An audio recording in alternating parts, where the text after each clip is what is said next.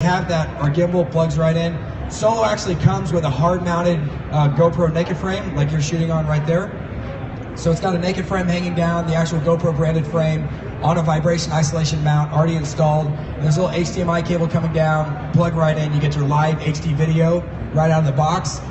Solo, and then the gimbal is what's going to give us all this scripted cinematography that we're going to talk about. You got your GoPro control, charging, HD video to iOS or Android, or through the HDMI output, which is a big one, right? So most drone companies that are selling $1,500 and down drones make sure to remove that feature from their controllers because they want to save that for their several $1,000 drones. So we've got HD feed from the GoPro right out of the HDMI port while you're using your iOS or Android device to get live feed. You can do both at the same time, which is great. So we got this great experience with the camera you want to fly. We've got this, we now have, nice, stable footage. The next thing was everyone was trying to figure out how to at least get it to do a smooth tilt move, right? And so that was step one, was giving us the ability to, have a nice paddle here on the screen. I can see how many degrees I'm tilted, right? And I've got these two little green dots. So say I want to start this shot looking down here. You can see the gimbal there, okay, great. Now I've got these two buttons, camera angle preset 1 and 2. So I'm gonna hold down the lower button. My controller vibrates and says preset saved. My little green dot matches with 48 degrees. Now I'm gonna go up to, 82 degrees there, tap and hold. Vibrate, preset 1 saved. I just right there set a start frame and an end frame of where I want my tilt to be.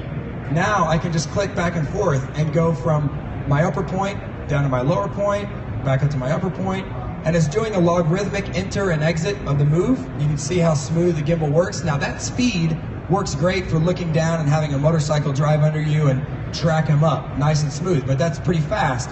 So you've got this knob right between the two presets, and as you can see here, potentially, we've got the amount of seconds it's gonna take to get between my 2 points. So if I want that same move to last 32 seconds, and then I click it, 82 degrees, 81, 80, 79, 78, 77, 76, 75, 74, start speeding up, right? So now we're getting to the full speed. So 5, 4, 3, 2, 1, 0, 6, 9, 8. So we're now at this is the full speed of the move, which is still extremely slow. But as you see, as it comes to a stop, 46, 45, 44, 43. I mean, it's like no human camera operator can perfectly go into and out of a move like that. I know I can't. I know my camera operator that I've been working with for 7 years, who's probably one of the best in the world, cannot do that. Especially when you're moving around on a boat, trying to track, or you're trying to stand up and walk around, versus just set frame, speed, click a button, and it just does it perfectly. And all you're doing is letting the drone drift backwards or boom up, and then you've got your camera tilt happening for you. So that's just kind of like quick manual picking up shots. But let's talk about doing something like that, but with like a full-blown aerial motion control, right? That's where smart shots come in. And so what happened was, when we had this long list of all the things that we wanted to solve for people, we found that the only way we could really solve all these things was by building in computers in the drone.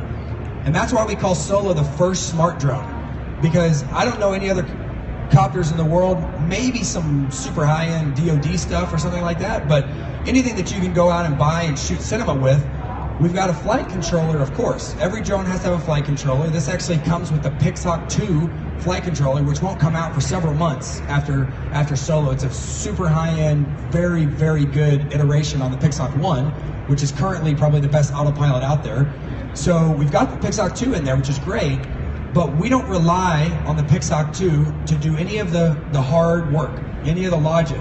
All it is the brain stem of the operation, maintain level, stay in GPS position, and take commands from the now 1 gigahertz processor Linux OS computer, full-blown Linux computer in the drone that is separated from the autopilot.